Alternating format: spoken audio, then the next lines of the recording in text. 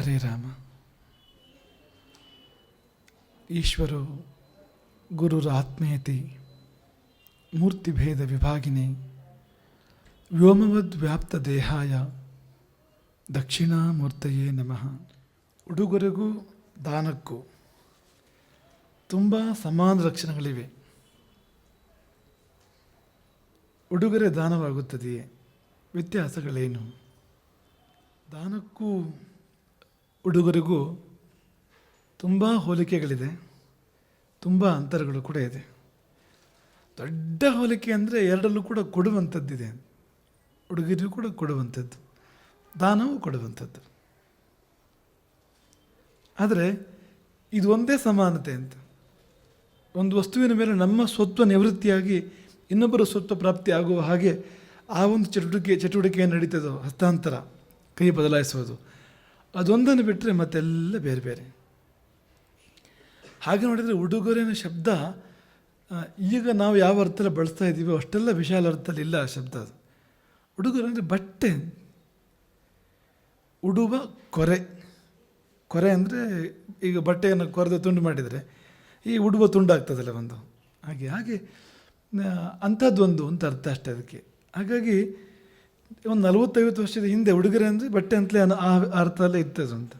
ಈ ಮದುವೆ ಉಪನಯನ ಸಮಾರಂಭಗಳಲ್ಲಿ ಪುರೋಹಿತರು ಆಶಿಷ ಮೇವೈತಾಮ ಶಾಸ್ತಿ ಅನ್ನೋ ಮಂತ್ರ ಹೇಳೋದು.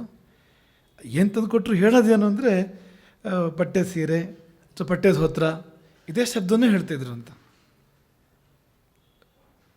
ಅದೊಂದು ರಾಗ ಇದೆ ಅದಕ್ಕೆ. ಈಗ ಮಂಗಲಾಷ್ಟಕ್ಕೊಂದು ರಾಗ ಇರುವ ಹಾಗೆ ಅದಕ್ಕೊಂದು ಭಾಳ ಚಂದದ ರಾಗ ಇದೆ. ಆ ರಾಗದಲ್ಲಿ ಕನ್ನಡನೂ ಕೂಡ ಮಂತ್ರ ಹೇಳಿದಾಗ ಹೇಳೋರು ಅಂತ. ಪಟ್ಟೆ ಧೋತ್ರ, ಪಟ್ಟೆ ಸೀರೆ ಅಂತ. ಅದು ಬಟ್ಟೆನೇ ಉಡುಗೊರೆ ಅಂದರೆ. ಉಡುವಂಥ ಒಂದು ಕೊರೆ, ತುಂಡು ಅಂತ. ಈಗ ತುಂಡು ಅನ್ನೋ ಶಬ್ದ ಇದೆ, ಬಳಕೆಯಲ್ಲಿದೆ ನೋಡಿ. ಬಟ್ಟೆ ಅನ್ನೋದಕ್ಕೆ ತುಂಡು ಅನ್ನೋ ಶಬ್ದ. ಮುಂಡು ಅಂತ ಬಳಸ್ತಾರೆ ಕೆಲವು ಪ್ರದೇಶಗಳಲ್ಲಿ. ಅಡ್ಡ ಪಂಚೆ ಏನು ನೋಡ್ತಾರೆ ಅದಕ್ಕೆ ಮುಂಡು ಅನ್ನೋ ಶಬ್ದ ಬಳಸ್ತಾರೆ. ಅಂದರೆ ಬಟ್ಟೆಯನ್ನು ಕೊರೆದಿದ್ದು ಅಂತ, ಅದು ತುಂಡು ಮಾಡಿದ್ದದು ಅಂತ, ಆ ಅರ್ಥದಲ್ಲಿ ಅಷ್ಟೇ ಇದ್ದಿದ್ದು ಅಂತ. ಆಮೇಲೆ ಅದಕ್ಕೆ ಬಾಲಕ್ಕೆ ಬಾಲ ಸೇರಿ ಈಗ ಉಪನಯನದ ಒಟುವಿಗೆ ನಾವು ಏನು ಬೇಕಾದರೂ ಕೊಟ್ಬಿಡ್ತೇವೆ. ಅಂದರೆ ಉಪನಯನಕ್ಕೆ ತೀರ ವಿರುದ್ಧವಾದನ್ನು ಕೊಟ್ಬಿಡ್ತೇವೆ. ಉಪನಯನದ ಉದ್ದೇಶ ಈಡೇರಿಕೆ ಆಗೋದು ಬಿಟ್ಟು ಅದು ಇರಲಿ ಬಿಡಿ, ಅದು ಅವನು ಮನುಷ್ಯಗಿರೋಕ್ಕೆ ಸಾಧ್ಯ ಇಲ್ಲ ಅಂಥದ್ದು ಕೊಟ್ಬಿಡ್ತೇವೆ ಅಂತ. ಹಾಗಾಗಿ ಆಮೇಲೆ ಬೇರೆ ಬೇರೆ ಸಂಗತಿಗಳು ಬಂದು ಸೇರಿದವು. ಉಡುಗೊರೆನ ಶಬ್ದಕ್ಕೆ ತುಂಬ ಸೀಮಿತ ಅರ್ಥವೇ ಇರುವಂಥದ್ದು.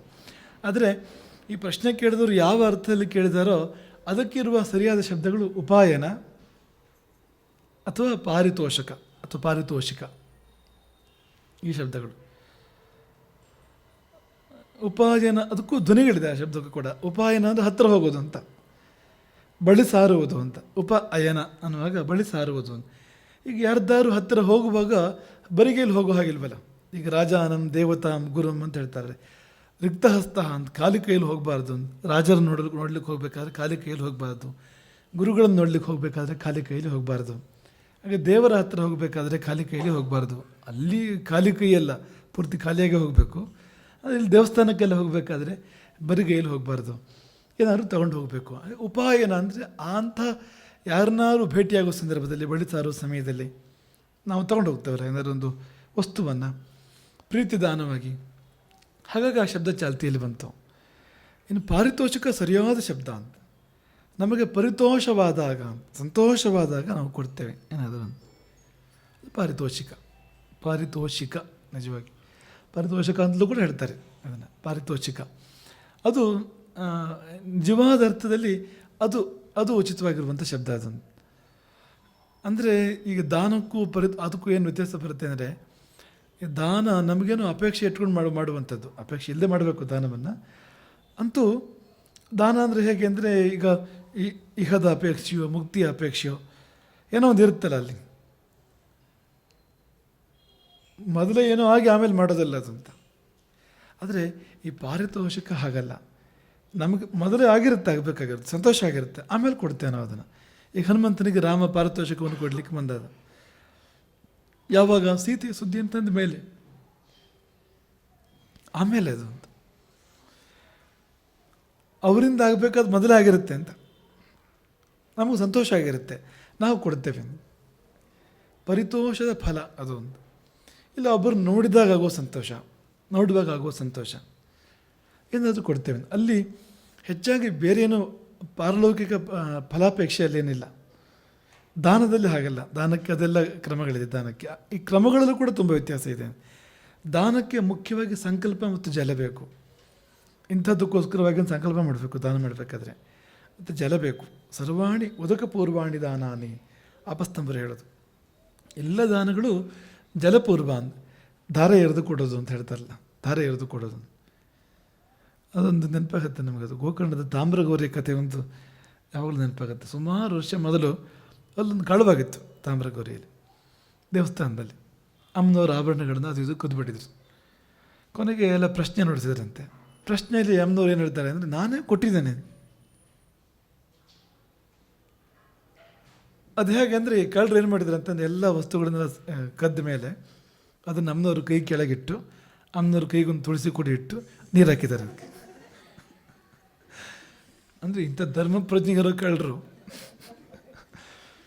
ಅವರು ಪೊಲೀಸರ ಕೈಯಿಂದ ಮಾತ್ರ ಅಲ್ಲ, ಅಮ್ಮನವ್ರ ಕೈಯಿಂದ ತಪ್ಸ್ಕೊಂಡ್ಬಿಡ್ತಾರೆ ಅಂತ. ನಾನೇ ಕೊಟ್ಟಿದ್ದೇನೆ, ಧಾರಾ ದತ್ತ ಆಗಿದೆಯಲ್ಲ ಅದು ಅಂತ. ಅದೇ ಉದಕ ಪೂರ್ವಾಣಿ ದಾನಾಣಿತ ಅನ್ನೋದು ಕೇಳ್ತಾ ಇರೋದು ನಾವು. ಅಮ್ಮನವ್ರ ಕೈಯಿಂದ ನೀರು ಬಿಟ್ಟಿದೆಯಲ್ಲ ಅದಕ್ಕೆ. ಹಾಗೆ ಅಮ್ಮನವ್ರು ಒಪ್ಕೊಂಡ್ಬಿಟ್ರಂತೆ, ನಾನೇ ಕೊಟ್ಟಿದ್ದಪ್ಪ ಅಂತ. ಅಂದರೆ ಕಳ್ಳರು ಅಂದರೆ ಇಂತಹ ಕಳ್ಳರು ಅಂತ. ಅವರು ದೇವರಿಗೂ ಅಂದರೆ ತಿರುಮಂತ್ರ ಹಾಕುವಂಥ ಕಳ್ಳರು ಅಂತ. ಅದೊಂದು ಮುಗ್ಧರ ಕಥೆ ಅದೆಲ್ಲ. ಅಂತಿಮವಾಗಿ ಮನಸ್ಸೇನೋ ಅದಕ್ಕೆ ಅದರಂಥ ಫಲ ಅಷ್ಟೇ ಹೊರತು ಉಳಿದ ಯಾವ ಮೋಸಗಳು ಅಲ್ಲಿ ನಡೆಯೋದಿಲ್ಲ. ನೀನು ಮನಸ್ಸೇನೋ ಅದಕ್ಕೆ ತಕ್ಕ ಫಲ ನಿನಗೇನು. ಮನಸ್ಸಿದ್ದಂತೆ ಮಾರ್ಗ ಅಂತ ಹೇಳ್ತಾರಲ್ಲ, ನಿಜವಾಗಿಯೂ ಅದು ನಮ್ಮ ಮನಸ್ಸು ಹೇಗಿರುತ್ತೋ ಆ ದಾರಿಯಲ್ಲಿ ನಾವು ಹೋಗ್ತಾ ಇರ್ತೇವೆ ಜೀವನದಲ್ಲಿ. ಉಳಿದದ್ದು ಏನು ಬೇಕಾದರೂ ಇರ್ಬೋದು, ಆದರೆ ನಮ್ಮ ಮನಸ್ಸು ಎಂಥದ್ದು ಅಂತ ಅಂಥದ್ದೇ ದಾರಿಯಲ್ಲಿ ನಾವು ಹೋಗ್ತಾ ಇರ್ತೇವೆ, ಅಂಥದ್ದೇ ಫಲಗಳನ್ನು ಪಡಿತಾ ಇರ್ತೇವೆ. ಹಾಗಾಗಿ ಆ ಪ್ರಕ್ರಿಯೆಯಲ್ಲೇ ವ್ಯತ್ಯಾಸ ಇದೆ. ದಾನ ಆಗಬೇಕಾದ್ರೆ ಸಾಧಾರಣವಾಗಿ ವಿಧಿಪೂರ್ವಕ ಮಾಡೋದಾದರೆ ಧಾರಾದತ್ತವಾಗಿ ಬರಬೇಕದು, ಸಂಕಲ್ಪ ಇರಬೇಕು. ಈ ಪಾರಿತೋಷಕದಲ್ಲಿ ಯಾವ ಸಂಕಲ್ಪವೂ ಇಲ್ಲ, ಮತ್ತು ಧಾರೆಗೀರೆ ಪ್ರಶ್ನೆ ಇಲ್ಲ, ಕೊಟ್ಟು ಬಿಡೋದು ಹಾಗೆ ಬರುವಂಥದ್ದು. ಆ ವಿಧಿಗಳಲ್ಲೂ ವ್ಯತ್ಯಾಸ ಇದೆ, ಮತ್ತು ಬರುವ ಕ್ರಮದಲ್ಲಿ ಕೂಡ ವ್ಯತ್ಯಾಸ ಇದೆ. ಈಗ ಒಳಗಿಂದ ಸಂತೋಷ ತುಂಬಿದಾಗ ತುಳುಕುತ್ತೆ ಅದು ಅಂತ. ತುಂಬಿದ ಸಂತೋಷ ತುಳುಕುವುದು ಆ ರೂಪದಲ್ಲಿ. ತುಳುಕಲಿಕ್ಕೆ ಅನೇಕ ರೂಪಗಳಿದೆ. ಸಂತೋಷ ತುಂಬಿದರೆ ನಗುವಾಗಿ ತುಳುಕುತ್ತೆ ಅದು ಕಣ್ಣಲ್ಲಿ. ಇನ್ನು ಸ್ವಲ್ಪ ಜಾಸ್ತಿ ಸಂತೋಷ ಇದ್ದರೆ ತುಟಿಯಲ್ಲಿ ಕಾಣುತ್ತೆ ಅದು, ಮತ್ತು ಜಾಸ್ತಿ ಇದ್ದರೆ ಹಲ್ಲಲ್ಲಿ ಕಾಣುತ್ತೆ. ಇನ್ನೂ ಜಾಸ್ತಿ ಸಂತೋಷ ಇದ್ದರೆ ಗಂಟೆಯಿಂದ ಬರುತ್ತೆ ಅದು, ಮತ್ತು ಇದ್ದರೆ ಮತ್ತು ಇನ್ನೂ ಬೇಕಾದ ಏನು ಹಾಸ, ಮಂದಹಾಸ, ಅಟ್ಟಹಾಸ ಏನೇನೋ ಬರ್ಬೋದು ಅದರ ನಂತರ. ಅದು ಅಂತೂ ಒಳಗಿರುವ ಆನಂದದ ಫಲವೇ ಅದು ಅಂತ. ಅದಕ್ಕೆ ನಾವು ಹೇಳೋದು, ದೇವರ ಮೂರ್ತಿಗಳನ್ನು ನೋಡಿ, ಹಳೆಯ ಕಾಲದ ದೇವರ ಮೂರ್ತಿಗಳಲ್ಲಿ ತುಟಿಯಲ್ಲಿ ನಗು ಇಲ್ಲದೆ ಇಲ್ಲ. ನಮ್ಮ ರಾಮನನ್ನೇ ನೋಡಿ ನೀವು, ರಾಮನ ಫೋಟೋ ಅಂತೂ ಸಿಗುತ್ತೆ, ಮೊದಲು ಸಿಗ್ತಿರ್ಲಿಲ್ಲ ಅದು. ನೋಡಿ ನೀವು ಅದನ್ನ, ತುಟಿಯಲ್ಲಿ ನಗು ಇದೆ ಅಲ್ಲಿ. ತುಟಿಲಿ ಯಾಕೆ ನಗು ಇದೆ ಅಂದರೆ ಹೃದಯದಲ್ಲಿ ಆನಂದ ಇದೆ, ಆನಂದದ ಕಲೆ ಇದೆ. ಹಾಗೆ ನೀವು ಜೈನ ತೀರ್ಥಂಕರರ ಈಗ ಮಹಾವೀರನ ಮೂರ್ತಿಯಲ್ಲೂ ಕೂಡ ಅದಿದೆ, ಆ ಥರದ ನಗು ಇದೆ. ಅಂದರೆ ಏನೋ ಒಂದು ಸಂತೋಷವನ್ನು ಪಟ್ಟಿದ್ದಾರೆ ಅವರು, ಸಂತೋಷನ ಹೊರ ಚೆಲ್ತಾ ಇದ್ದಾರೆ, ಆನಂದನ ಹೊರ ಚೆಲ್ತಾ ಇದ್ದಾರೆ.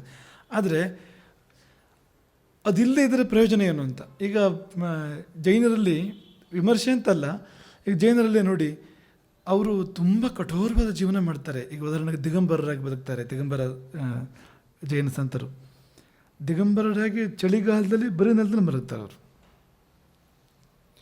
ಅವರು ಕೂದಲನ್ನೆಲ್ಲ ಕೀಳಬೇಕು, ಅವರು ಕೇಶ ಲುಂಚನ ಕೂದಲೆಲ್ಲ ಕೀಳಬೇಕು. ಕೀಳೋದು ಮಾತ್ರ ಅಲ್ಲ, ಕೀಳಬೇಕಾದ್ರೆ ಏನು ಹೇಳ್ತಾ ಕೀಳಬೇಕು ಗೊತ್ತಾ ನಿಮಗೆ? ಪರಮಸುಖಂ ಪರಮಾನಂದಂ ಪರಮಸುಖಂ ಪರಮಾನಂದಂ, ಇದನ್ನು ಹೇಳ್ತಾ ಹೇಳ್ತಾ ಕೀಳಬೇಕು ಅಂತ. ಒಂದಂತೆ ಕೂದಲು ಕೀಳಬೇಕು ಅಂತ, ಇಡೀ ಶರೀರದ್ದು. ನೀವು ಅದನ್ನು ಕಲ್ಪನೆ ಮಾಡ್ಕೊಳ್ಳೋಕ್ಕೆ ಆಗಲ್ಲ ಅಂತ. ಆದರೆ ಅದರ ಆದರ್ಶ ಎಲ್ಲಿದೆ ಅಂದರೆ, ಆ ಪರಮಾನಂದ ಸ್ಥಿತಿ ಹೇಗಿದೆ ಅಂದರೆ, ಕೂದಲು ಕಿತ್ತರೂ ಕೂಡ ಗೊತ್ತಾಗಲ್ಲ ಅಂತ, ಅವನೆಲ್ಲ ಇರ್ತಾನೆ ಅಂತ, ಅದೇ ಸ್ಥಿತಿ ಇರ್ತಾನೆ. ಪ್ರಹ್ಲಾದ ಅಂತ ಹೇಳ್ತಾರಲ್ಲ, ಪ್ರಹ್ಲಾದ ಅಂದರೆ ಆನಂದ, ಪ್ರಹ್ಲಾದ ಅಂದರೆ ಪ್ರಕೃಷ್ಟವಾಗಿರ್ತಕ್ಕಂಥ ಆನಂದ. ಎಂಥದ್ದು ಅಂದರೆ ಬೆಂಕಿ ಹಾಕಿದ್ರೂ ಗೊತ್ತಾಗಲ್ಲ ಅವನಿಗೆ, ಪರ್ವತ ಆಗಿರೋದನ್ನು ತಳ್ಳಿದ್ರೂ ಕೂಡ ಗೊತ್ತಾಗೋದಿಲ್ಲ ಅವನಿಗೆ, ಹಾವು ಕಚ್ಚಿದ್ರೂ ಕೂಡ ಪರಿಣಾಮ ಆಗೋದಿಲ್ಲ ಅಂತ ಆನಂದ ಅಂತ. ಆ ಆನಂದ ಇದ್ದಾಗ ಆ ನಗು ಇರುತ್ತೆ, ಅದು ಸಹಜತೆ. ಆಮೇಲೆ ಕೃತ್ರಿಮ ಮಾಡೋಕ್ಕೆ ಹೋದಾಗ ಏನಾಗುತ್ತೆ ಅಂದರೆ ಅದನ್ನೇ ಅದು ಹಿಂಸೆಯಾಗಿ ಮಾರ್ಪಟ್ಬಿಡ್ಬೋದು. ಆರ್ಟಿಫಿಷಿಯಲ್ ಆದಾಗ, ಸಹಜವಾದಾಗ, ಈಗ ಉದಾಹರಣೆಗೆ ನೀವು ಸಹಜವಾಗಿ ಕೂತಿದ್ದೀರಿ, ಹೀಗೆ ಕೂತಿದ್ದೀರಿ, ಸಹಜವಾಗಿ ಕೂತಿದ್ದೀರಿ ನೀವು, ಆರಾಮಾಗಿ ಕೂತಿದ್ದೀರಿ, ಸ್ಥಿರ ಸುಖಂ ಆಸನಂ ಅಂತ. ಆ ಸ್ಥಿರವಾಗಿ ಸುಖ ಸಿಗಬೇಕು, ಅದಕ್ಕೆ ಆಸನ ಅಂತ ಹೆಸರು. ಈಗ ಒಬ್ಬ ಜರ್ಮನಿಯವನು ಕರ್ಕೊಂಬಂದು ಕೂರಿಸಿ, ಹೀಗೆ ಆ ಜೀವಮಾನದಲ್ಲಿ ಯಾವತ್ತೂ ಕೂತಿಲ್ಲ, ಹೇಗೆ ಅವನು ಕರ್ಕೊಂಡ್ಬಂದು ಕೂರಿಸಿ, ಅರ್ಧ ಗಂಟೆ ಕೂರಿಸಿ ಅವನನ್ನು, ಅವ್ನ ಪ್ರವಚನ ಕೇಳ್ತಾನ ನೋಡಿ. ಅವ್ನು ಮಧ್ಯೆ ಎದ್ದು ಹಾರದಿದ್ದರೆ ವಿಶೇಷ ಅಷ್ಟೇ, ದೊಡ್ಡ ಪನಿಷ್ಮೆಂಟ್ ಅವನಿಗೆ. ಯಾವುದೋ ಒಂದು ಯೋಗ ಕೇಂದ್ರದಲ್ಲಿ ಈ ಪಶ್ಚಿಮ ತಾನಾಸನ ಅಂತ ಆಸನ ಇದೆ. ಪಶ್ಚಿಮ ತಾನಾಸನದಲ್ಲಿ ಕೂತ್ಕೊಂಡು ಕಾಲುಗಳೆರಡನ್ನ ಮುಂದಕ್ಕೆ ಪೂರ್ತಿ ನೀಡಿ, ಕಾಲ ಮೇಲೆ ನಾವು ಮಲಗಬೇಕು, ನಾವು ಮುಮ್ಮುಖವಾಗಿದ್ದು. ಅಂದರೆ ಎರಡು ಹೀಗೆ ಫೋಲ್ಡ್ ಆಗಬೇಕು. ಎರಡು ಶರೀರಗಳು, ಪೂರ್ವ ಶರೀರ ಮತ್ತು ಅಪರ ಶರೀರಗಳು ಹೀಗಿರೋದು, ಹೀಗೆ ಸೇರಬೇಕು ಅಂತದ್ದು ಪೂರ್ತಿ. ಅದು ಅಭ್ಯಾಸ ಮಾಡಿದಾಗುತ್ತೆ. ಅದು ಆಮೇಲೆ ಸುಖನೂ ಇರುತ್ತೆ. ಅಭ್ಯಾಸ ಮೊದಲೇ ಅಲ್ಲ, ಅಭ್ಯಾಸ ಆದಮೇಲೆ ಅದರಲ್ಲಿ ತುಂಬ ಸೌಖ್ಯವೂ ಇರುತ್ತೆ. ಹಾಗೆ ಇರೋಕ್ಕಾಗತ್ತೆ ತುಂಬ ಹೊತ್ತು. ಈ ಯೋಗ ಕೇಂದ್ರದವರು ನಾವು ಸ್ಪೆಷಲ್ ಪ್ರಾಕ್ಟೀಸ್ ಮಾಡಿಸ್ತೇವೆ ಅಂತ ಅವನನ್ನು ಬಗ್ಗಿಸಿ ಬೆಲ್ಟ್ ಹಾಕಿಟ್ಬಿಟ್ಟಿದ್ದಾರೆ. ಇದು ತಮಾಷೆಗೆ ಹೇಳ್ತಾ ಇರೋದಲ್ಲ, ಇದು ಹೆಸರು ಹೇಳಿಲ್ಲ ನಾವು, ಯಾಕಂದ್ರೆ ಪ್ರಸಿದ್ಧ ಯೋಗ ಕೇಂದ್ರ ಅದು, ಹಾಗಾಗಿ ಬೇಡ ಅಂತ ಹೆಸರು ಹೇಳಲಿಲ್ಲ. ಭಾಳ ಪ್ರಸಿದ್ಧ ಯೋಗ ಕೇಂದ್ರ ಅದು. ಪಾಪ ಆ ಬಡ ಜೀವವನ್ನು ಸಂಪೂರ್ಣ ಬಗ್ಗಿಸ್ಬೇಕಾದ್ರೆ ಅಂದರೆ ಯಮಯಾತನೆ ಆಗುತ್ತೆ. ಅಭ್ಯಾಸ ಇಲ್ಲದೆ ಮೊದಲನೇ ದಿನ ಬಗ್ಗಿದರೆ ಯಮಯಾತನೆ ಆಗುತ್ತೆ ಅದು. ಹಾಗೆ ಬೆಲ್ಟ್ ಹಾಕಿಟ್ರೆ ಅವನು ಈ ಜೀವಮಾನದಲ್ಲಿ ಮತ್ತು ಯೋಗದ ಸುದ್ದಿ ಹೇಳೋದಿಲ್ಲ ಅವನು ಇನ್ಯಾವತ್ತು ಅಂತ. ಅವನಿಗೆ ಆಸನ ಒಳ್ಳೇದು ಮಾಡೋದು ಭಾಳ ಕಷ್ಟ ಇದೆ. ಅಂದರೆ ಹಾಗೆ ಬಲಪ್ರಯೋಗ ಮಾಡಿದಾಗ ತೊಂದರೆ ಆಗುತ್ತೆ ಅಂತ. ಅದು ಒಗ್ಗಿಸ್ಕೊಳ್ಬೇಕು, ಒಲಿಸ್ಕೊಳ್ಬೇಕು ಆಸನಗಳನ್ನು. ಆ ಥರ ಫೋರ್ಸ್ ಅಲ್ಲ, ಮೆಲ್ಲ ಮೆಲ್ಲಗೆ ಮಾಡ್ತಾ ಹೋಗ್ಬೇಕು ಅದನ್ನು. ಸ್ವಲ್ಪ ಸ್ವಲ್ಪ ಕೊನೆಗೆ ಅದು ಬರುತ್ತೆ, ಎಂಥದ್ದು ಬೇಕಾದ್ರೂ ಬರುತ್ತೆ ಅಭ್ಯಾಸದಿಂದಾಗಿಂತ. ಹಾಗೆ ಅದು ಸಹಜವಾಗಿ ಬರಬೇಕಾಗಿರುವಂಥದ್ದು ಅದು ಅಂತ. ಆ ಪರಿತೋಷ ತುಂಬಿ ತುಳುಕುವಂಥದ್ದು, ಅದನ್ನು ಹೇಳ್ತಾ ಇರೋವಂಥದ್ದು, ಅದನ್ನಲ್ಲೆಲ್ಲ ಕಾಣ್ತೇವೆ ನಾವು ಅಂತ. ಕೊನೆಗೆ ಏನಾಗುತ್ತೆ ಅಂದರೆ ಆ ಪರಿತೋಷ ಕಾಣಿಸೋದಿಲ್ಲ. ನೀವು ನೋಡಿಬೇಕಾದ್ರೆ ಎಷ್ಟೋ ಜನ ಗುರುಗಳನ್ನು ನೋಡಿ, ನೀವು ಎಷ್ಟೋ ಈಗಿನ ಕಾಲ ದೇವರ ಮೂರ್ತಿಗಳನ್ನು ನೋಡಿ, ಅದಲ್ಲ ಖುಷಿ ಇಲ್ಲ. ಯಾಕಂದ್ರೆ ಶಿಲ್ಪಿಯೂ ಕೂಡ ಅದನ್ನು ಅರಿತು ಕೆತ್ತನೆ ಮಾಡ್ತಾ ಇದ್ದ ಆವತ್ತಿನ ಕಾಲದಲ್ಲಿ. ಶಿಲ್ಪಿಯೂ ಯೋಗಿನೇ, ಅದು ಮಾತ್ರ ನಮ್ಮ ಮನಸ್ಸಲ್ಲಿ ಇಟ್ಕೊಳ್ಬೇಕು. ಯಾವುದೇ ಈಗ ಆ ಶಿಲ್ಪಿ ಅವನು ಯೋಗಿ, ಅವನು ತಪಸ್ವಿ, ಅವನು. ಯಾಕೆಂದ್ರೆ ಅಷ್ಟು ಕಾಲದ ಚಿತ್ತ ಏಕಾಗ್ರ್ಯ, ಅಷ್ಟು ಕಾಲ ಆ ಮೂರ್ತಿಯನ್ನು ಧಾರಣೆ ಮಾಡ್ತಾನೆ ಮನಸ್ಸಲ್ಲಿ. ಅವನು ಕೇಳಿದ ನನಗೆ ಧ್ಯಾನ ಬಂದುಬಿಡುತ್ತೆ. ಹಾಗೆ ನೋಡಿದರೆ ನಾವು ಧ್ಯಾನಕ್ಕಿಂತ ಹೊರಟಿದ್ದೇವೆ, ನಾವೇ ಅಷ್ಟು ಸೀರಿಯಸ್ ಅಲ್ಲ ಅಂತ. ಅವನಿಗೆ ಅನಿವಾರ್ಯ ಅದು ಅಂತ. ನಿರಂತರವಾಗಿ ಮೂರ್ತಿಯನ್ನು ಧಾರಣೆ ಮಾಡ್ತಾನೆ ಅವನು ಅಂತ. ಆಮೇಲೆ ಅದನ್ನು ಮೂಡಿಸ್ತಾನಲ್ಲ ಅವನು, ಅಷ್ಟೊತ್ತಿಗೆ ದೊಡ್ಡ ತಪಸ್ಸೆ ಆಗಿರುತ್ತೆ ಅಂತ. ಹಾಗಾಗಿ ಶಿಲ್ಪಿನೇ ಮಾಡಬೇಕದನ್ನ. ನಾಳೆ ಯಾವ ಥರ ಒಂದು ಮಿಷನ್ ಬರ್ಬೋದು ಅದಕ್ಕೂ, ಅದೇನು ಹಾಗೆ ಬರೋ ಥರ ಒಂದು ಮೋಲ್ಡಿಗೆಲ್ಲ ಬಂದಿದೆಯಲ್ಲ ಅದು ಅಲ್ಲಿ, ಆ ಥರ ಮಾಡ್ಬೋದು ನಾಳೆ. ಆದರೆ ಮಾಡಿದರೆ ಅದಕ್ಕೆ ಅರ್ಥ ಇಲ್ಲ ಅದಕ್ಕೆ. ಯಾಕೆಂದರೆ ಆ ಶಿಲ್ಪಿಯ ಮನಸ್ಸು ಏಕಾಗ್ರವಾಗಿ ನಿಂತಿತ್ತಲ್ಲ ಅಷ್ಟು ಕಾಲದು, ಅದರಿಂದ ಸಾನ್ನಿಧ್ಯ ಬರೋದಲ್ಲಿ ಮೂರ್ತಿಯಲ್ಲಿ. ಮಿಷನ್ನಲ್ಲಿ ಬರಲ್ಲ ಅದು, ಯಂತ್ರಗಳಿಂದ ಅದು ಬರೋದಿಲ್ಲ, ಬರೋಕ್ಕೆ ಸಾಧ್ಯನೇ ಇಲ್ಲ. ಅದು ಜೀವ ಇಲ್ಲ ಅದಕ್ಕೆ. ಜೀವ ಇಲ್ಲದಿರೋದನ್ನು ಜೀವ ತರೋಕ್ಕಾಗೋದಿಲ್ಲ ಅದಕ್ಕೆ ಅಂತ. ಹಾಗಾಗಿ ಅದನ್ನು ಯಾವತ್ತೂ ಕೂಡ ಮಾಡಬಾರ್ದು. ದೇವಸ್ಥಾನದ ಕೆಲಸಗಳಲ್ಲೂ ಕೂಡ ಹಾಗೆ ಅಂತ ಯಂತ್ರಗಳ ಬಳಕೆಯನ್ನು ಮಾಡಬಾರ್ದು ಸಾಧ್ಯವಾದ ಮಟ್ಟಿಗೂ. ಅದನ್ನು ಶಿಲ್ಪಿಗಳಿಂದಲೇ ಮಾಡಿಸ್ಬೇಕು. ಅವರಿಗೆ ಉದ್ಯೋಗವೂ ಆಗುತ್ತೆ ಶಿಲ್ಪಿಗಳಿಗೆ, ಅದಕ್ಕಿಂತ ಹೆಚ್ಚು ಯೋಗ ಆಗುತ್ತೆ ಅದರಲ್ಲಿ. ಆ ಮನಸ್ಸು ಅಷ್ಟೊತ್ತು ದೇವರಿಗಾಗಿ ಅದನ್ನು ಕೆತ್ತನೆ ಮಾಡ್ತಾ ಇರೋದು, ಆ ಮನಸ್ಸಲ್ಲಿ ಧಾರಣೆ ಮಾಡೋದು, ಇದೆಲ್ಲ ಸೇರಿ ದೊಡ್ಡ ಫಲ ಕೊಡುತ್ತೆ. ಹಾಗಾಗಿ ಆ ಶಿಲ್ಪಿಗಳಿಗೆ ಜ್ಞಾನ ಇರ್ತಾಯಿತ್ತು, ಜ್ಞಾನಗಳ ಮಾರ್ಗದರ್ಶನ ಸಿಗ್ತಾಯಿತ್ತು. ಹೀಗಿರುತ್ತಪ್ಪ ದೇವರೊಂದು, ಹೀಗಿರ್ತಾನೆ ಅಂತ ಅವ್ನು ಕಂಡವನು ಅವನಿಗೆ ವರ್ಣನೆ ಮಾಡ್ತಾ ಇದ್ದ. ಹಾಗಾಗಿ ಅಂಥ ಕೆತ್ತನೆಗಳು ಬರ್ತಾಯಿದ್ವು. ಈಗ ಶಿಲ್ಪಗಳು ಸಾಧಾರಣ ಅದರಲ್ಲಿ ಯಾವುದೋ ಒಂದು ಖಾನ ಮುಖ ಬಂದಿರುತ್ತೆ ಅದರಲ್ಲಿ, ಅಥವಾ ಇನ್ಯಾವುದೋ ಒಂದು, ಅಂದರೆ ಅವ್ರು ಯಾರನ್ನ ಇವತ್ತು ನಾವು ಸಮಾಜದಲ್ಲಿ ಮೆರೆಸ್ತಾ ಇದ್ದೇವೋ ಅಂಥ ಭೋಗದ ಪ್ರತೀಕಗಳು ಅದು ಬಂದಿರ್ತವೆ ಅಲ್ಲಿ. ಯಾಕೆ ಅವನ ಮನಸ್ಸಲ್ಲಿ ಕೂತಿದೆ, ಅವನು ಬೇಕು ಅಂತ ಮಾಡೋದಲ್ಲ ಅಂತ. ಅವನ ಮನಸ್ಸಲ್ಲಿ ಯಾವುದು ಅಚ್ಚುತ್ತಿದೆಯೋ ಆ ಮುಖ ಬರುತ್ತೆ ಅಲ್ಲಿ. ಮತ್ತು ಎಷ್ಟೋ ಶಿಲ್ಪಗಳಲ್ಲಿ ಶಿಲ್ಪಿಯ ಮುಖ ಬಂದಿರುತ್ತೆ. ನೀವು ಬೇಕಾದ್ರೆ ಅದನ್ನು ಗಮನಿಸಿದ್ನ ಅಂತ ಬಲ್ಲವರು ಹೇಳ್ತಾರೆ. ಅನೇಕ ಶಿಲ್ಪಗಳಲ್ಲಿ ಶಿಲ್ಪಿಯ ಮುಖ ಬಂದಿರುತ್ತೆ, ಗೊತ್ತಾಗದೆ ಬಂದುಬಿಡುತ್ತೆ ಅದು ಅಂತ. ಅವನ ಮುಖನೇ, ಯಾಕಂದರೆ ಅವನ ಕೈಯಿಂದ ಅವನ ಮುಖ ಇದ್ದಾನೆ ಅಂತ, ಆ ಮನಸ್ಸು ತಾನೆ ಅಂತ. ಹಾಗಾಗಿ ಆನಂದದ ಕಲೆ ಇಲ್ಲದಿದ್ದರೂ ಹೋಯಿತು, ಆನಂದದ ಕಲೆ ಇಲ್ಲದೇ ಇದ್ದರೂ ಹೋಯಿತು. ಹಾಗಾಗಿ ನರಸಿಂಹನ ಮೂರ್ತಿಗಳಲ್ಲೂ ಕೂಡ ಆ ಮುಖದಲ್ಲೂ ಕೂಡ ನಗು ಇರುತ್ತೆ ಅಂತ. ನೀವು ನಮ್ಮ ಸಂಪೆಕಟ್ಟೆ ಒಂದು ಲಕ್ಷ್ಮೀ ನರಸಿಂಹ ಮೂರ್ತಿ ಇದೆ ಒಂದು ಸಂಪೆಕಟ್ಟೆಯಲ್ಲಿ, ನಾನು ನೋಡಿದ್ದೇವೆ ಅದನ್ನ. ಅದು ಆ ಸಿಂಹ ನಗೋದಷ್ಟು ಸ್ಪಷ್ಟವಾಗಿದೆ ಅದರಲ್ಲಿ ಅಂತ, ಒಂದು ರೋಮಾಂಚನ ಆಗುತ್ತೆ ಅಂತ ಆ ಮೂರ್ತಿಯನ್ನು ನೋಡಿದರೆ. ನಗ್ತಾ ಇರೋ ಸಿಂಹ ಅಂತ ಹಾಗಿರ್ಬೋದು ಅದಂತ, ಅಲ್ಲಿ ಕೂಡ ಇದೆ ಅದಂತ. ಹಾಗಾಗಿ ನಗು ಇರಬೇಕು ಅಂದರೆ ಅದನ್ನು ನಗು ಆರ್ಟಿಫಿಷಿಯಲ್ ಆ ಥರದಲ್ಲ, ಅದು ಪ್ರಯೋಜನ ಇಲ್ಲ. ಅದನ್ನು ಅದು ಒಳಗೂ ಹೊರಗೂ ಕನೆಕ್ಷನ್ ಇಲ್ಲ, ಅಂಥ ನಗು ಉಪಯೋಗ ಇಲ್ಲ. ಒಳಗಿಂದ ನಗು ಅಂದರೆ ಆನಂದ ನಗುವಾಗಿ ಹೊರಹೊಮ್ಮಬೇಕು ಅಂತ. ಹಾಗೆ ಅದು ಅಂದರೆ ಆನಂದ ತುಂಬಿ ತುಳುಕುವಂಥ ಮಾಧ್ಯಮಗಳು. ಇನ್ನೂ ಮುಂದಕ್ಕೆ ಬಂದರೆ ಆನಂದ ಈ ರೂಪವನ್ನು ತಾಳುತ್ತದೆ. ಉಪಾಯನ, ಪಾರಿತೋಷಿಕ ಅಥವಾ ಉಡುಗೊರೆ ಅಂತ ಏನು ಹೇಳ್ತೇನೋ ಆ ರೂಪ ತಾಳುತ್ತದೆ ಅಂತ. ಏನನ್ನು ಕೊಡಬೇಕು ಅಂತ ಆಗಿಬಿಡುತ್ತೆ ಅಂತ. ಇಲ್ಲಿಂದ ಅಲ್ಲಿಗೆ ಆನಂದವನ್ನು ಪಾಸಾನ್ ಮಾಡಬೇಕಲ್ಲ. ಆನಂದ ಇರೋದೇ ಅದಕ್ಕೆ, ಹಂಚ್ಕೊಳ್ಳೋದಕ್ಕೆ ಅಂತ. ಇಲ್ಲಿ ಇರೋದೇ ಅದಕ್ಕೆ ಅಂತ. ಅವನೇ ಹಾಗೆ ಮಾಡ್ತಾನಂತಲ್ಲ, ಅವನ ದೊಡ್ಡ ಆನಂದ ಇದೆಯಲ್ಲ ಪರಮಾತ್ಮನದ್ದು, ಅದನ್ನು ನಮ್ಮ ಜೊತೆ ಹಂಚ್ಕೊಳ್ತಾನೆ. ಅದಕ್ಕೆ ಅದ್ವೈತ ಅಂತ ಹೆಸರು, ಅದಕ್ಕೆ ಮುಕ್ತಿ ಅಂತ ಹೆಸರು. ಜೀವದ ಜೊತೆಗೆ ತಾನು ಮೆಚ್ಚಿದ ಜೀವದ ಜೊತೆಗೆ ತನ್ನ ಖುಷಿಯನ್ನು ಅವನು ಹಂಚಿಕೊಳ್ತಾನಲ್ಲ, ಅದೇ ಮುಕ್ತಿ ಅಂದರೆ. ಅದು ನಮ್ಮ ಹಾಗೆ ಕ್ಷಣಿಕ ಅಲ್ಲ, ಶಾಶ್ವತ ಆಗಿಬಿಡುತ್ತೆ ಅವನು ಕೊಟ್ಟರೆ. ಅದು ಅವನೇ ಬೇರೆ, ಅವನ ಕಾರ್ಯವೈಖರಿಯೇ ಬೇರೆ, ಅವನ ರೀತಿಯೇ ಬೇರೆ. ಹಾಗೆ ಇಲ್ಲಿ ಯಾವ ಆನಂದವಿದ್ದರೂ ಅದನ್ನು ಹಂಚ್ಕೊಂಡಾಗ ಅದು ಜಾಸ್ತಿ ಆಗುತ್ತೆ, ಇಮ್ಮಡಿ ಆಗುತ್ತೆ. ಹಂಚ್ಕೊಳ್ಳೋದು ಇರೋಕ್ಕಾಗಲ್ಲ, ಅದು ಅಸಲಿ ಆನಂದ. ಆದರೆ ನೀವು ಅದನ್ನು ಹಂಚ್ಕೊಳ್ಳೋದು ಇರೋಕ್ಕಾಗೋದಿಲ್ಲ ಅಂತ. ಅದು ತುಳುಕುತ್ತೆ ಅಂತ, ತುಳುಕದೇ ಇರೋದಿಲ್ಲ ಅದು ಅಂತ. ಆನಂದ ತುಂಬ ಸಣ್ಣ ಪ್ರಮಾಣದಲ್ಲಾದರೂ ಒಂದು ಎಲ್ಲೋ ಒಂದು ಕಿರು ನಗು, ಎಲ್ಲೋ ಒಂದು ಕಣ್ಣಲ್ಲಿ ಒಂದು ಪ್ರಸನ್ನತೆ ಬರೋದೇ ಅದು ಕಷ್ಟ. ನೀವು ಪ್ರಯತ್ನ ಪಟ್ಟು ನೋಡಿ, ತುಂಬ ಖುಷಿಯಲ್ಲಿ ಮುಖ ಉಗ್ರ ಮಾಡ್ಕೋಬೇಕು. ಕನ್ನಡಿ ಬಂದು ನಿಂತು ಪ್ರಾಕ್ಟೀಸ್ ಮಾಡಿ ನೋಡಿ, ಆಗತ್ತಾ ನೋಡಿ, ಕಷ್ಟಪಡ ಆಗೋದೇ ಇಲ್ಲ. ಅದು ಖುಷಿ ಅಂಥದ್ದು ಇರೋಕ್ಕೆ ಬಿಡೋದಿಲ್ಲ ಅದು ಅಂತ. ಅದು ಬಂದುಬಿಟ್ರೆ ಆ ಬೇಡ್ತಿರೋದನ್ನೆಲ್ಲ ತೆಗೆದು ಆ ಕಡೆ ಈ ಕಡೆ ನೋಗ್ಬಿಡುತ್ತೆ ಅದು. ಅಸಲಿ ಖುಷಿ ಆಗಿರುತ್ತೆ. ಮತ್ತು ಅದು ಖುಷಿ ಏನೊಂದು ಗೊತ್ತಿಲ್ಲದೆ ಇದ್ದವಾಗ ಬಾಳೆಹಣ್ಣು ತೊಗೊಂಡೋಗಿ ಗುಟ್ಟಾಗಿ ತಿನ್ನೋದು, ಇನ್ನೊಬ್ರಿಗೆ ಯಾರಿಗೂ ಕಾಣದೇ ಇರೋ ಹಾಗೆ. ಹಿಂದಿನ ಕಾಲದಲ್ಲೆಲ್ಲ ಕೆಲವು ವಯಸ್ಸಾದವರು ಮನೆಯಲ್ಲಿ ಅವರಿಗೆ ಅಂದರೆ ಅದು ಅವ್ರು ಬೆಳೆದು ಬಂದಿರೋ ಕ್ರಮ ಆಗಿರುತ್ತಲ್ಲ. ಅಜ್ಜಿಯರು ತುಂಬ ವಿಶಾಲ ಹೃದಯದ ಅಜ್ಜಿಯರು ಇರ್ತಾರೆ, ಆದರೆ ಬಾಳೆಕೊನೆಯ ಮಂಚದ ಕೆಳಗೆ ಇಟ್ಬಿಡೋದು, ಅಲ್ಲಿ ಯಾರಿಗೂ ಸಿಗದೇ ಇರೋ ಥರ. ಅದು ಕೊನೆಗೆ ಕೊಳೆತು ಹೋದ್ಮೇಲೆ ಒಂದೊಂದೇ ಹೊರಗೆ ಬರೋದು. ಅಲ್ಲಿ ತನಕ ಎಲ್ಲ ಕೆಲವು ಹಳಬರು ಉಳಿತಾಯದ ಕ್ರಮ ಎಲ್ಲ ಆಗಿರುತ್ತೆ ಅಂತ. ಅದನ್ನೆಲ್ಲ ಸೇಫ್ ಗಾರ್ಡ್ ಮಾಡಿ ಅದನ್ನ ಬಂದೋಬಸ್ತ್ ಮಾಡಿ ಇಟ್ಟಿರ್ತಾರೆ ಅವರು. ಹೊರಗೆ ಬರೋದೇ ಅದು ಕೊಳೆತ ಮೇಲೆ, ಅದು ಆ ಮಗ ಕೈಯೆಲ್ಲ ಮೇಲೆ ಸಾಲಾಗಿರುತ್ತೆ. ಅದು ಹೋಗಿ ನೋಡೋದು ಯಾವುದು ಕೊಳ್ತಿದೆ ಅಂತ, ಇಳಿಸು ಕೆಳಗೆ ಅದನ್ನ. ಅದು ಇವತ್ತು ಪದಾರ್ಥ, ಅದ್ರದ್ದು ಇವತ್ತು ಅಂತ. ಅದರಿಂದ ಪರಿಮಳ ಬರಬೇಕು. ಪರಿಮಳ ಅಂದರೆ ನಮಗೆ ಬೇರೆ ಶಬ್ದ ಬಳಸೋಕ್ಕೆ ಇಷ್ಟ ಆಗಿಲ್ಲ, ಹಾಗಾಗಿ ಹೇಳ್ತಾ ಇರೋದು ನಾವು. ಬಂದ ಮೇಲೆ ಆ ಕಡೆಗೆ ಗಮನ ಅಂತ, ಬಾ ಕೆಳಗೆ ಅಂತ. ಹೀಗಾಗುತ್ತೆ ಜೀವನದಲ್ಲಿ ಅಂತಂದರೆ, ಒಳ್ಳೆಯದಾಗಿದ್ದಾಗ ನಾವು ಅನುಭವಿಸೋದೇ ಇಲ್ಲ. ಅದೆಲ್ಲ ಅದನ್ನ ಅವರು ಉಳಿತಾಯ ಮಾಡಿ ರಕ್ಷಣೆ ಮಾಡಿ ಕೊನೆಗೆ ಅದು ಏನು ನಮಗೂ ಪ್ರಯೋಜನ ಇಲ್ಲ, ಅದಕ್ಕೂ ಪ್ರಯೋಜನ ಇಲ್ಲ, ಆವಾಗಲೇ ಅನುಭವಿಸೋದು ಅಂತ. ಎಷ್ಟೋ ಸತ್ತಿಗೆ ಆಗಿಬಿಡುತ್ತೆ. ಇವತ್ತಿನ ಜೀವನ ಅಂತೂ ಪೂರ್ತಿ ಹಾಗೆ ಇದ್ಬಿಟ್ಟಿದೆ. ಇವತ್ತು ಯುವಕರು ಹಿಂಡಿ ಹಿಪ್ಪೆ ಆಗಿರ್ತಾರೆ ಅಂತ. ಯುವಕರು ಯುವತಿಯರು ಅವ್ರ ಜೀವನ ಏನಂದರೆ ಅಲ್ಲಿ ಖುಷಿ ಪಡೋಕ್ಕೆ ಒಂದು ಟೈಮ್ ಇಲ್ಲ, ಇಡೀ ದಿನವೂ ಕೆಲಸವೇ. ಆಮೇಲೆ ಮನೆ ಅಂದರೆ ಅದು ಏನಂದರೆ ಟ್ರಾನ್ಸಿಟ್ ಪಾಯಿಂಟ್ ಅದೊಂದು. ಅಂದರೆ ಈಗ ಅಂದರೆ ಎಲ್ಲಿಂದಲೋ ಬಂದು ಇಲ್ಲಿಂದ ಹೋಗ್ಬೇಕಾದ್ರೆ ಮಧ್ಯೆ ಒಂದು ಜಾಗ ಇರುತ್ತಲ್ಲ, ಆ ಥರ ಆಫೀಸಲ್ಲಿ ಇರ್ತಾರೆ ಅಂತ ಲೆಕ್ಕ. ಅವ್ರು ಇನ್ನೇನೋ ಎಂಗೇಜ್ಮೆಂಟ್ ಇದೆ, ಮಧ್ಯೆ ಮನೆಗೂ ಒಂದು ಸರ್ತಿ ಬಂದು ಒಂದು ಸ್ವಲ್ಪ ಹೊತ್ತು ಮಲಗಿದ್ದಾಗ ಮಾಡಿ ಹೋಗ್ತಾರೆ ಅಂತ ಥರ ಇರುತ್ತೆ ಅಲ್ಲಿ.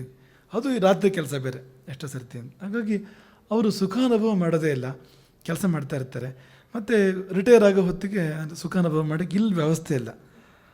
ಅದಿದೆ, ದುಡ್ಡು ಇರ್ಬೋದು ಸ್ವಲ್ಪ, ಆದರೆ ಶರೀರ ಮನಸ್ಸು ಎಲ್ಲ ಹಳತಾಗಿ ಹೋಗಿದೆ ಅಂತ ಹಾಗಾಗಿಬಿಟ್ಟಿರುತ್ತೆ ಅಂತ. ನಾವು ಯಾತಕ್ಕೆ ನೆನಪು ಮಾಡ್ಕೊಳ್ತಿದ್ದೇವೆ ಅಂದರೆ, ಆ ಖುಷಿ ಅದಿದ್ದಾಗ ಮತ್ತೆಲ್ಲವೂ ನಮ್ಮ ಪಕ್ಕಕ್ಕೆ ತಳ್ಳಿ ಅದು ತಾನು ಹೊರಗೆ ಬರುತ್ತೆ. ಅದು ಬರದೇ ಇರೋಕ್ಕಾಗೋದಿಲ್ಲ ಅದಕ್ಕೆ.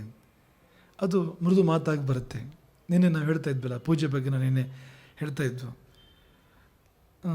ಪೂಜೆ ಬಗ್ಗೆ ಹೇಳುವಾಗ ಮಂತ್ರವನ್ನು ಕಿರ್ಚಾಡೋಕ್ಕೆ ಸಾಧ್ಯ ಇಲ್ಲ. ನಮ್ಮ ದೇವರ ಮೇಲೆ ಪ್ರೀತಿ ಇದ್ದರೆ ಮಂತ್ರವನ್ನು ಓಡಿಸೋಕ್ಕೆ ಸಾಧ್ಯ ಇಲ್ಲ.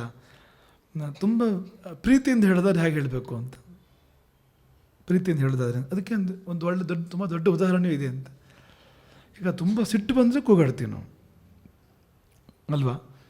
ಯಾರ ಮೇಲಾದ್ರೂ ತುಂಬ ಸಿಟ್ಟು ಬಂದರೆ ಜೋರಾಗಿ ಹೆಸರು ಕರಿಬೇಕಾದ್ರೆ ಕಿರ್ಚಿ ಕರಿತೀವಿ ಅಂತ. ಅಷ್ಟೆಲ್ಲ ಸಿಟ್ಟಿಲ್ಲ ಅಂದರೆ ನಾರ್ಮಲ್ ಸ್ವರದಲ್ಲಿ ಮಾತಾಡ್ತೀವಿ, ಮಾಮೂಲಿ ಮಧ್ಯಮ ಸ್ವರದಲ್ಲಿ ಕರಿತೀವಿ ಯಾರನ್ನಾದ್ರು. ಅಲ್ಲಿ ಇನ್ನೂ ಸ್ವಲ್ಪ ಪ್ರೀತಿ ಇದೆ ಅಂತಾದರೆ ಮೆಲುದನಲ್ಲಿ ಮಾತಾಡ್ತೀವಿ. ಪಿಸು ಮಾತು ಬರುತ್ತಲ್ಲ, ಪಿಸು ಮಾತು ಬರೋದು ನೆಗೆಟಿವ್ ಆಗಿ ಹೇಳೋದಾದ್ರೆ ಚಾಡಿಗಿಡಿ ಹೇಳೋ ಹೊತ್ತಲ್ಲಿ ಅಲ್ಲಿ. ಆದರೆ ಅದು ನ್ಯಾಚುರಲ್ ಆಗಿ ಸಹಜವಾಗಿ ಬರೋದಾದರೆ ಪ್ರೀತಿ ಅದು ಹೆಚ್ಚು ಬಂದ ಹಾಗೆ ಸ್ವರ ಕಡಿಮೆ ಆಗುತ್ತೆ ಅಂತ ಒಂದು ಲಕ್ಷಣ ಅದರದ್ದು ಅದು ಅಂತ. ಆಗ ನಾವು ಯಾರ ಥರ ಒಂದು ಗೌರವದಿಂದ ಪ್ರೀತಿಯಿಂದ ಮಾತಾಡಬೇಕಾದ್ರೆ ಕೇಳದೆ ಸ್ವರ ಸಣ್ಣ ಆಗುತ್ತೆ. ಮೃದು ಧ್ವನಿಯಲ್ಲಿ ಮಾತಾಡ್ತೀವಿ ನಾವು ಅಂತ, ಮೆಲು ಧ್ವನಿಯಲ್ಲಿ ಮಾತಾಡ್ತೀವಿ, ಪಿಸು ಧ್ವನಿಯಲ್ಲಿ ಮಾತಾಡ್ತೀವಿ, ಮತ್ತು ಮುಂದೋರು ಮಾತೇ ಇರೋದಿಲ್ಲ ಅಂತ. ಅದೇ ಸೀತಾರಾಮರ ಬಗ್ಗೆ ವಾಲ್ಮೀಕಿಗಳು ವರ್ಣನೆ ಮಾಡಿದ್ದಾಗಿ ಬಾಲಕಾಂಡದ ಕೊನೆಯಲ್ಲಿ ಬರುತ್ತೆ. ಇವಳು ಮನಸ್ಸಲ್ಲಿ ಅವನಿದ್ದಾನೆ, ಅವನ ಮನಸ್ಸಲ್ಲಿ ಇವಳಿದ್ದಾಳೆ. ಅದು ಎಷ್ಟು ಮಟ್ಟಿಗೆ ಆಗ್ಬಿಟ್ಟಿತ್ತು ಅಂದರೆ ಅವರಿಬ್ಬರ ಮಧ್ಯೆ ಹೆಚ್ಚು ಮಾತೇ ಇರಲಿಲ್ಲ ಅಂತ. ಯಾಕೆಂದರೆ ಸೀತೆ ಮನಸ್ಸಲ್ಲಿ ರಾಮ ಇರೋದ್ರಿಂದ ಅಲ್ಲಾಗೋದನ್ನೆಲ್ಲ ನೋಡ್ತಾ ಇದ್ದ ಅವನು ಅಂತ. ರಾಮನ ಮನಸ್ಸಲ್ಲಿ ಸೀತೆ ಇರೋದ್ರಿಂದ ಅಲ್ಲಾಗೋದನ್ನೆಲ್ಲ ಅವಳು ಕೂಡ ನೋಡ್ತಾ ಇದ್ಲು ಅಂತ. ಹಾಗಾಗಿ ಮಾತು ಬೇಕಾಗ್ತಿರ್ಲಿಲ್ಲ ಅಂತ. ಅಂತರ್ಗತ ಅಭಿವ್ಯಕ್ತಿ, ಅಂತರ್ಗತವಾದ ತಾನೇ ತಾನವಾಗಿ ಅಭಿವ್ಯಕ್ತವಾಗ್ತಾ ಇತ್ತು ಅವರಿಬ್ಬರ ಮಧ್ಯದಲ್ಲಿ. ಹಾಗಾಗಿ ಅದು ಈಗ ಗಂಡ ಹೆಂಡತಿ ಮಧ್ಯೆ ಮಾತಿಲ್ಲ ಅನ್ನೋದು ಬೇರೆ ಥರದಲ್ಲಿ ಆಗೋದೇ ಜಾಸ್ತಿ ಸಾಧಾರಣವಾಗಿ. ಏನಾದ್ರು ಒಂದು ರಾಮಾಯಣ ಮಹಾಭಾರತ ಅದೇ ಒಳ್ಳೆಯ ಶಬ್ದಗಳು, ಅದೊಂದು ಉದಾಹರಣೆ ನೆನಪಾಗ್ತಿರುತ್ತೆ ನಮ್ಗೆ ಯಾವಾಗಲೂ. ಗಂಡ ಹೆಂಡತಿ ಜೋರು ಜಗಳ ಆಯ್ತಂತೆ, ಮಾತು ಬಿಟ್ಬಿಟ್ರಂತೆ, ಮಾತಿಲ್ಲ. ಗಂಡಗೊಂದು ಸಮಸ್ಯೆ ಬಂತು, ಬೆಳಗ್ಗೆ ಬೇಗ ಹೇಳ್ಬೇಕು, ಎಬ್ಸೋದು ಇವಳೆ ಪ್ರತಿದಿನ. ಈ ಮಾತಾಡಿದರೆ ಮರ್ಯಾದೆ ಪ್ರಶ್ನೆ, ಪ್ರೆಸ್ಟೀಜ್ ಕ್ವಶನ್, ಸರಿಯಾಗಿ ಹೇಳಬೇಕು ಅಂತ ಮಾತಾಡೋದಂದರೆ. ಹಾಗಾಗಿ ಈಗ ಪ್ರೆಸ್ಟೀಜ್ ಕುಕ್ಕರ್ ಹೋಗಿ ಪ್ರೆಸ್ಟೀಜ್ ಕ್ವಶನ್ ಆಗಿಬಿಟ್ಟಿದ್ದಲ್ಲ, ಏನು ಮಾಡೋದು ಈಗ ಅಂತ. ಕೊನೆಗೆ ಗಂಡ ಯೋಚನೆ ಮಾಡಿ ಚೀಟಿ ಬರೆದಿಟ್ಬಿಟ್ಟಂತೆ, ಬೆಳಗ್ಗೆ 4 ಗಂಟೆಗೆ ಏಳಿಸುವಂತ. 2 ಆಯಿತು ಅದರಲ್ಲಿ, ಒಂದು ಏಳಿಸಿದಾಗೂ ಆಯಿತು, ಇನ್ನೊಂದು ನಾನು ಸೋಲ್ದೆ ಅವಳೇ ಸೋತು ಬರೋ ಹಾಗೂ ಆಯಿತು ಅಂತ. 2 ಆಯಿತು ಅಂತ ಚೀಟಿ ಬರೆದಿಟ್ಬಿಟ್ಟ. ಬೆಳಗ್ಗೆ ಎಚ್ಚರ ಆಯಿತು. ಎಚ್ಚರಾಗಿದ್ದು ಹೆಂಡತಿ ಎಬ್ಸಿ ಅಲ್ಲ, ಅದು ಇಲ್ಲ ಈ ಕಾದಂಬರಿಯೆಲ್ಲ ಇರುತ್ತಲ್ಲ, ಅದು ಕಿಟಕಿಯಿಂದ ಸೂರ್ಯ ಕಿರಣಗಳು ಬಂದು ಕಣ್ಣಿಗೆ ತಾಗಿ ಅಂತೆಲ್ಲ. ಹಾಗೆ 10 ಗಂಟೆ ಸೂರ್ಯ ಬಂದು ಎಬ್ಸಿದ್ದು. 4 ಗಂಟೆಗೆ ಹೇಳ್ಬೇಕಾಗಿತ್ತಲ್ಲ, 10 ಗಂಟೆ ಸೂರ್ಯ ಬಂದು ಆ ಸೂರ್ಯ ಕಿರಣಗಳು ಬಡ್ದು ಎಬ್ಸಿದ್ದ ಅವನನ್ನು. ಎದ್ದ ಸಿಟ್ಟೆ ಬಂತು ಅವನಿಗೆ. ಏನು ಹೆಂಡ್ತಿ ಇವಳು ಒಂದು ಈ ಬೆಳಗ್ಗೆ ಏಳ್ಸಂದ್ರೆ ಏಳ್ಸಿಲ್ವಲ್ಲ ಅಂತ. ಎಲ್ಲಿ ಅಂತ ಆ ಕಡೆ ನೋಡ್ತಾ ಒಂದು ಚೀಟಿ ಕಾಣಿಸ್ತಲ್ಲಿ. ಚೀಟಿ ನೋಡಿದ ಅಲ್ಲಿ 4 ಗಂಟೆ ಆಗಿದೆ, 7 ಅಂತ ಬರೆದಿತ್ತಲ್ಲಿ ಅಂತ. ಈ ಥರದ ಮೌನ ಬಂದ್ಬಿಟ್ರೆ ಗಂಡ ಹೆಂಡ್ತಿ ಮಧ್ಯದಲ್ಲಿ, ಅದಲ್ಲ. ಹಾಗಾಗಿ ಅಂದರೆ ಆ ಖುಷಿಯ ಪರಿಣಾಮ ಅದು ಅಂತ. ಅದು ಮೆಲುವಾಗುವ ಹಾಗೆ, ಮೃದುವಾಗುವ ಹಾಗೆ, ಅಂದರೆ ಅಭಿವ್ಯಕ್ತಿ ಅದು ಅಂತ. ಭಾವ ಮೃದುವಾದಾಗ ಮಾತು ಮೃದುವಾಗತ್ತೆ ತಾನೇ ತಾನಾಗಿ ಅಂತ. ಅದು ಚೆಂದ ಅದು ಅಂತ. ಹಾಗಾಗಿ ಹಾಗೆಲ್ಲ ಅಭಿವ್ಯಕ್ತ ಆಗುತ್ತೆ ಆ ಖುಷಿ. ಅದು ಬಹಳ ಸೊಬಗೋದು ಅಂತ. ಆ ಖುಷಿ ಹೊರಗೆ ಬರೋದು, ಅದರ ವಿಲಾಸ ನೋಡೋದಿದೆಯಲ್ಲ, ನೋಡೋದೇ ಒಂದು ಖುಷಿ. ಈ ಮಗು ಖುಷಿಪಟ್ಟು ನಕ್ಕರೆ, ಒಂದು ಮಗು ಕಿಲಕಿಲ ಅಂತ ನಗುತ್ತಲ್ಲ ಮಗುದು, ಏನು ಖುಷಿ ಆಗುತ್ತೆ ಅಂತಿಲ್ಲ ಅದು ನೋಡಿದಾಗ ಅಂತ. ಅಂದರೆ ಅದು ಹೇಗೆ ನಮ್ಮಲ್ಲಿ ಸಂತೋಷ ಉಂಟು ಮಾಡುತ್ತೆ ನೋಡಿ ಅಂತ, ಸಂತೋಷದ ಸ್ವಭಾವ ನೋಡಿ ಅದು ಅಂತ. ಅದು ಇದ್ದಲ್ಲಿ ಸುತ್ತಮುತ್ತ ಅದನ್ನು ಉಂಟು ಮಾಡುತ್ತೆ ಅದು ಅಂತ. ಅದಕ್ಕೆ ಪ್ರತಿಧ್ವನಿಗಳಿದೆ ಅದಕ್ಕೆ ಅಂತ. ಅಷ್ಟು ಶಕ್ತಿ ದುಃಖಕ್ಕಿಲ್ಲ ಅಂತ. ಯಾರು ನಕ್ಕರು ನಾವು ನಗ್ತೇವೆ ನಾವು ಕಂಪಲ್ಸರಿ, ಹೆಚ್ಚು ಕಮ್ಮಿ. ಅಂದರೆ ಅಂಥ ಒಂದು ಪ್ರಾಣಿ ಆಗಬೇಕು ಅದಷ್ಟೇ. ಯಾರು ನಕ್ಕರು ನಗದೇ ಇದ್ದವು ಅಂತಂದರೆ ಅಂತಹ ಕಲ್ಲು ಜೀವ ಆಗಿರಬೇಕು, ಅದು ಕೊರಟಾಗಿರಬೇಕು ಅದು ಅಷ್ಟೇ ಹೊರತು. ಇಲ್ಲಿದ್ದರೆ ಯಾರು ನಮ್ಮ ನೋಡಿ ನಕ್ಕರು ನಗದೇ ಇರೋಕ್ಕಾಗತ್ತೆ ನಮಗೆ ಅಂತ, ಆಗೋದೇ ಇಲ್ಲ ಅಂತ. ನಗ್ತಾ ಇರೋದು ನೋಡ್ರೂ ಕೂಡ ನಮಗೂ ಹಿಡಿದ ನಗು ಬರುತ್ತೆ ನಮಗೆ ಅಂತ. ಹತ್ತಿರ ಒಳ್ಳೋರು ಕಡಿಮೆ. ಅಂದರೆ ದೊಡ್ಡ ಹಾರ್ಟ್ ಬೇಕು ಅದಕ್ಕೆ, ದೊಡ್ಡ ಹೃದಯ ಬೇಕು ಅದಕ್ಕೆ. ಯಾರು ಒಳ್ಳೋದು ನೋಡಿ ಒಳ್ಳೋದಕ್ಕೆ, ದುಃಖ ಪಡೋದಕ್ಕೆ ಅದು ಸುಲಭ ಇಲ್ಲ. ಅದಕ್ಕೆ ನಕ್ಕರು ನಗೋದನ್ನು ಸಾಮಾನ್ಯ. ಅಂದರೆ ನಗುವಿನ ಪವರ್ ಅದು, ಖುಷಿಯ ಶಕ್ತಿ ಅದು ಅಂತ. ಅದರ ಒಂದು ರೂಪ ಇದು ಅಂತ, ಉಡುಗೊರೆ ಅನ್ನೋದು ಅಂತ. ಆದ ಖುಷಿ ಹಾಗೆ ಹೊರಗೆ ಬರುತ್ತೆ. ಅದಕ್ಕೆ ಆ ವಾಲ್ಮೀಕಿ ರಾಮಾಯಣದಲ್ಲಿ ಬರುತ್ತಲ್ಲ, ಲವಕುಶರು ಋಷಿ ಸಮಾಜದ ಮಧ್ಯದಲ್ಲಿ ರಾಮಕಥೆಯನ್ನು ಹಾಡಿದರು. ಖುಷಿಯಾಗಿ ಹೋಯಿತು ಋಷಿಗಳಿಗೆಲ್ಲ. ಖುಷಿಯಾದಾಗ ಕಣ್ಣೀರು ಬಂತು, ಸಂತೋಷದ ಕಣ್ಣೀರು. ಹಾಗೊಂದು ಇರುತ್ತೆ ಅಂತ ನಮ್ಮಲ್ಲಿ ಭಾಳ ಜನರಿಗೆ ಗೊತ್ತಿಲ್ಲ. ಎಷ್ಟು ಜನರಿಗೆ ಜೀವನದಲ್ಲಿ ಸಂತೋಷದ ಕಣ್ಣೀರು ಬಂದಿದೆಯೋ ಇಲ್ಲ ನಮ್ಗೆ ಗೊತ್ತಿಲ್ಲ. ಬಂದವರು ಪುಣ್ಯಾತ್ಮರು. ಖುಷಿ ಕಣ್ಣೀರು ಅಂತ. ಆಗ ಖುಷಿ ಕಣ್ಣೀರು ಬಂತು ಆ ಋಷಿಗಳಿಗೆ. ಋಷಿ ಅಂದರೆ ಖುಷಿ ಅಂತ. ಋಷಿ ಅಂದರೆ ಲಕ್ಷಣ ಗಡ್ಡ ಅಂತಲ್ಲ, ನಾವು ಅದನ್ನೆಲ್ಲ ಬದಲಾಯಿಸ್ಕೋಬೇಕು ಅಂತ. ಋಷಿ ಅಂದ ತಕ್ಷಣ ಗಡ್ಡ, ಆಮೇಲೆ ಒಂದು ಇದು ಎಂಥದ್ದು ಕಮಂಡಲು, ಒಂದು ಕೋಲು ದಂಡ, ಅದೊಂದು ರುದ್ರಾಕ್ಷಿ, ಒಂದು ಭಸ್ಮನ ಏನೊಂದು ಹಚ್ಬಿಟ್ಟು ಋಷಿ ಅಂತ ಆಯಿತು ಅಂತ ಅಲ್ಲಿ. ಆದರೆ ಋಷಿಯ ಆ ಮುಖ್ಯವಾದ ಲಕ್ಷಣ ಖುಷಿ ಅಂತ. ಖುಷಿ ಇಲ್ಲದ ಒಂದು ಋಷಿ ಅಲ್ಲ, ಅದು ಬೇರೆ ಯಾವುದೋ ಪದಾರ್ಥ. ಅದು ಆ ವೇಷ ಹಾಕೊಂಡು ಬಂದಿದೆ ಅಷ್ಟೇ. ಅದು ಋಷಿ ಆಗೋದಾದರೆ ಅದರ ಹಾಲ್ ಮಾರ್ಕ್ ಏನು ಅಂದರೆ ಖುಷಿ ಅಂತ, ಅದು ಇರಬೇಕಾಗತ್ತೆ ಅಂತ. ಸಹಜವಾದ ಖುಷಿ ಅದು ಅಂತ. ಹಾಗಾಗಿ ಮೊದಲೇ ಖುಷಿ ಋಷಿಗಳವರು ಈ ರಾಮನ ಕಥೆಯನ್ನು ರಾಮನ ಮಕ್ಕಳು ಅಷ್ಟೆಲ್ಲ ಸೊಗಸಾಗಿ ವಾಲ್ಮೀಕಿ ಮಾರ್ಗದರ್ಶನ ಹಾಡುವಾಗ ಕಣ್ಣೀರು ಬಂತು ಅವರಿಗೆ, ಖುಷಿದು. ಮತ್ತು ಬಂದಾಗ ಅಹೋ ಗೀತಸ್ಯ ಮಾಧುರ್ಯಂ, ಉದ್ಗಾರಗಳು ಬಂದು ಎಂಥ ಮಧುರ ಈ ಶ್ಲೋಕಗಳಿದ್ದು, ಹಾಡೋ ರೀತಿ ಇನ್ನೆಷ್ಟು ಮಧುರ, ಉದ್ಗಾರಗಳು ಬಂದು ಮತ್ತು ಹಾಡಿದ್ರಂಥವ್ರು. ಇವರು ಹಾಗೆಲ್ಲ ಹೇಳಿದಾಗ ಅವರಿಗೆ ಪ್ರೋತ್ಸಾಹ, ಆಗ ಲವಕುಶರಿಗೆ ಇನ್ನಷ್ಟು ಚೆಂದ ಹಾಡೋರು, ಇನ್ನೂ ಸೊಗಸಾಗಿ ಹಾಡೋರು.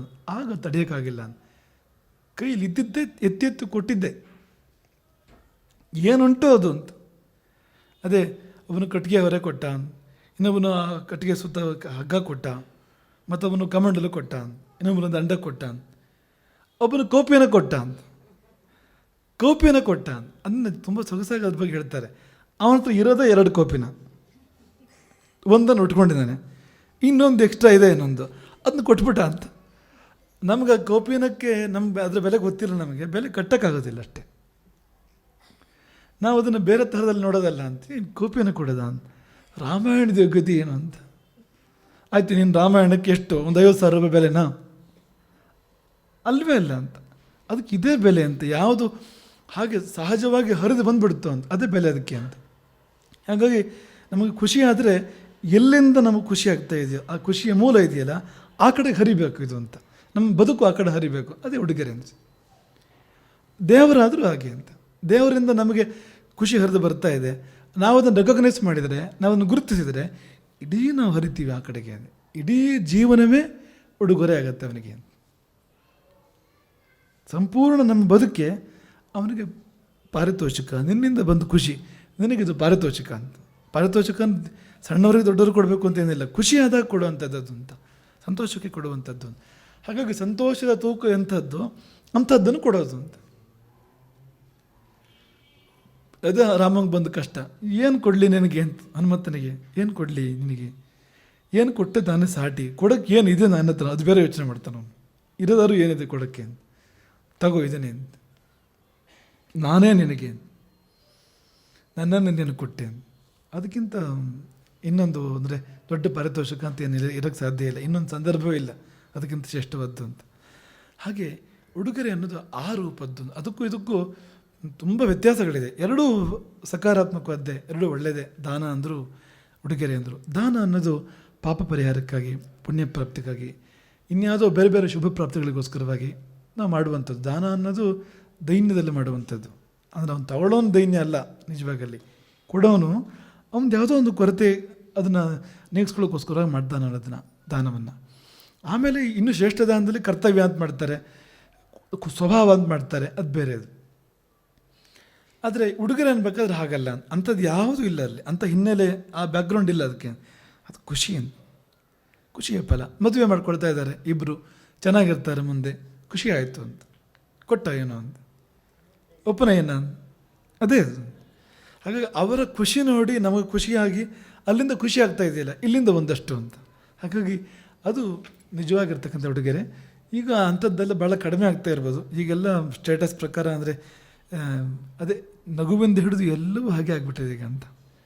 ಜೀವ ಕಳ್ಕೊಂಡಿದೆ, ತಾತ್ವಿಕ ಹಿನ್ನೆಲೆ ಹೋಗಿದೆ. ಅದೆಲ್ಲ ಕೊನೆಗೆ ಬರೇ ಅಣಕು ಬೊಂಬೆಯಾಗಿ, ಅಣಕು ನಾಟಕವಾಗಿ ಉಳ್ಕೊಂಡ್ಬಿಟ್ಟಿದೆ, ಒಂದು ರೀತಿ ಅಣಕವಾಗಿ ಉಳ್ಕೊಂಡ್ಬಿಟ್ಟಿದೆ ಅಂತ. ಹಾಗಾಗಿ ಈ ಅರ್ಥದಲ್ಲಿ ಮಾಡೋಣ ನಾವು ಅದನ್ನು, ಉಡುಗೊರೆಯನ್ನು. ಆನಂದವನ್ನು ಚೆಲ್ಲೋಣ ಅಷ್ಟೇ. ಆನಂದ ಧುಮುಕೋದು ನಮ್ಮ ಕಡೆಯಿಂದ, ನುಗ್ಗಿ ಬರೋದು, ಮುನ್ನುಗ್ಗಿ ಬರೋದು, ಅದನ್ನು ನಾವು ಸುತ್ತಮುತ್ತ ಚೆಲ್ಲೋದು ಅಂತ. ಅದರಲ್ಲಿಯೂ ಯಾವ ಕಡೆಯಿಂದ ಬರ್ತಾ ಇದೆ ನಮ್ಮ ಕಡೆಗೆ, ಅದು ಆ ಕಡೆಗೆ ಅದು ಧುಮುಕಿ ಹರಿಯೋದು ಅಂತ, ಅದು ಉಡುಗೊರೆ. ಹರೇ